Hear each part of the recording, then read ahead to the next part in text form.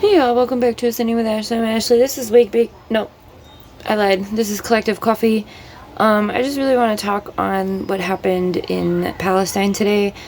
There was an infiltration of American and Israeli troops. They infiltrated a refugee camp using humanitarian aid vehicles to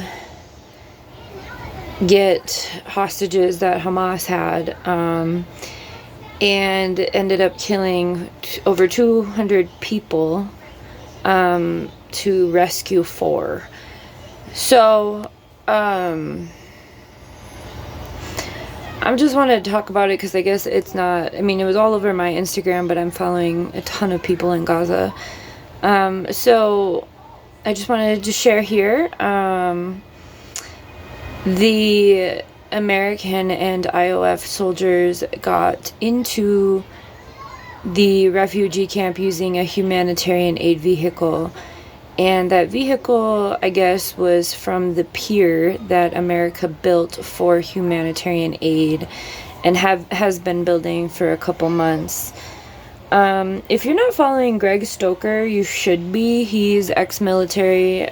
He was in Iraq and Afghanistan, either or both, I'm not positive, but he has joined the side of, the other side. He shares a lot of military knowledge, and I just watched a video that he posted about it, and he's talking about how it's gonna have a lot of consequences for moving forward, because the families of the hostages were actually making some headway for a ceasefire, but now Israel's gonna probably more than likely use this as a look, we did it kind of thing, and not really, and then it's also gonna make Hamas respond differently. So the images, of course, that are coming out of Palestine are heart-wrenching and disgusting and terrifying as always. There's no stopping point. That's the thing, though, when we're talking about genocide, this isn't a fair battle, right? This isn't a war, this is a genocide. And I just want folks to, regardless of what your political stance is, your brainwashing, wherever you're at in your decolonizing journey, genocide is about taking out an entire people, and I think that a lot of folks are forgetting that. That's being done by taking out these historical buildings, right? These really historical buildings, and shit like that. Israel has their own agenda, United States as well. But ultimately, when we're talking about what's happening, we need to remember it is a genocide. And I think the collective consciousness, the overall on the planet, has gotten to that agreement of yes, that's what's being carried out, that's what this is. But for those who are still scared to acknowledge that, I want to remind you that genocide is Greg Stanton, I'm not sure what school, I think it was Harvard, I don't know, but Greg Stanton is the one that coined, yes, he's a white man, coined the 10 stages of genocide, and I think it was, after studying I'm not positive, so I won't say that, but the 10 stages of genocide are not linear, first of all, and they're not a checklist, right, which is sort of linear, and they all of those 10 stages happen at the same time. I think number 8 is extermination. But if we're looking at through that lens at Palestine, we need to understand and remember that this has been happening for over 70, about 76 to 80 years. So the extermination piece has been happening that long. For Palestinians. And I think that folks, because we're able to see it in real time, and because we're able to build these relationships with folks that live in Palestine and who are currently experiencing this. I feel like a lot of people who aren't decolonizing are not even allowing it into their, conscious brain because of the guilt that comes from witnessing something and not standing for what's right. So I don't know what I'm just, it's heavy, but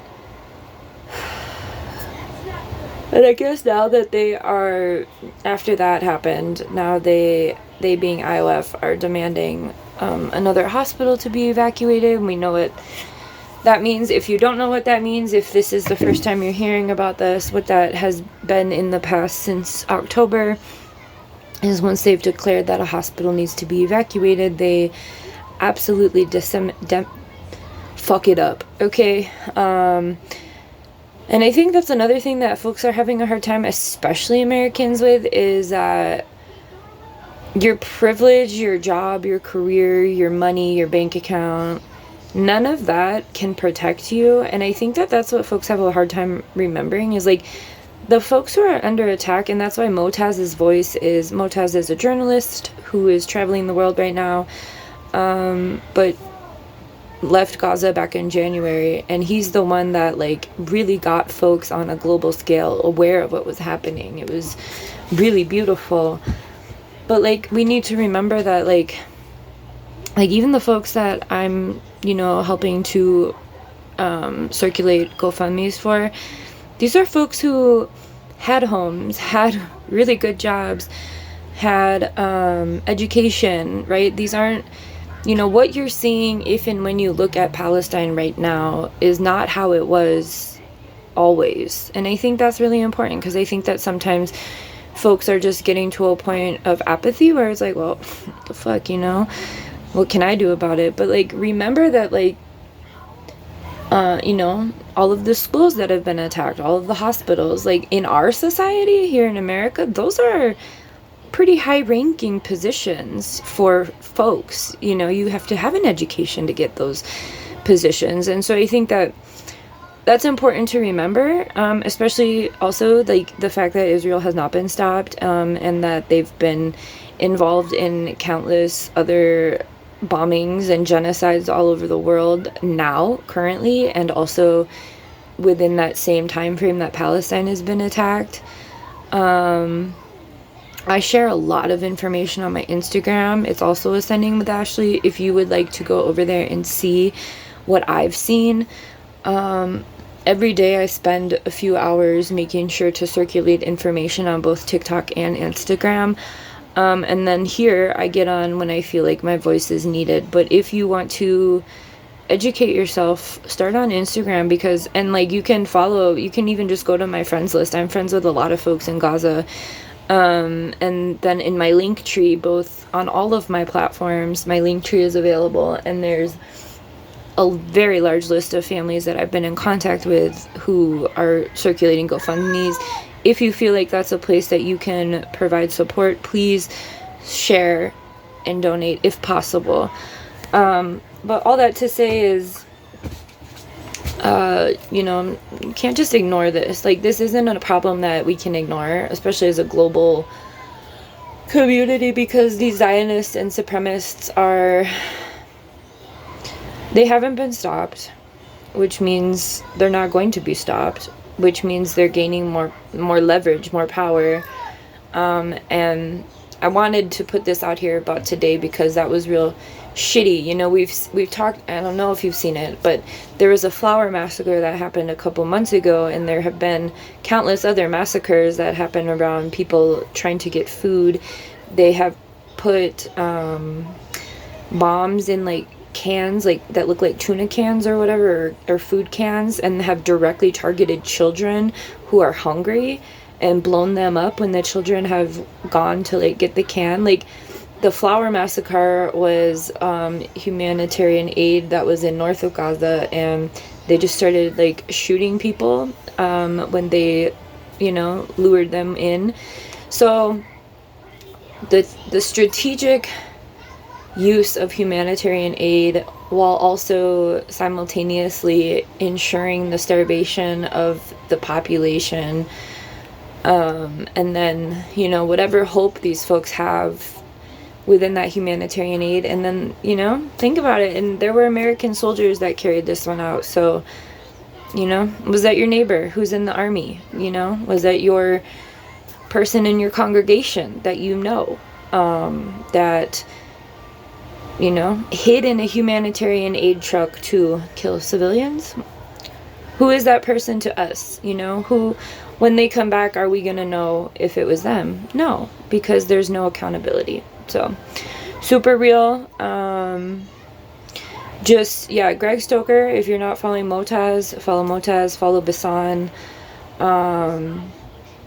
But yeah, check out my Instagram. That's a good place to start. Have a good one.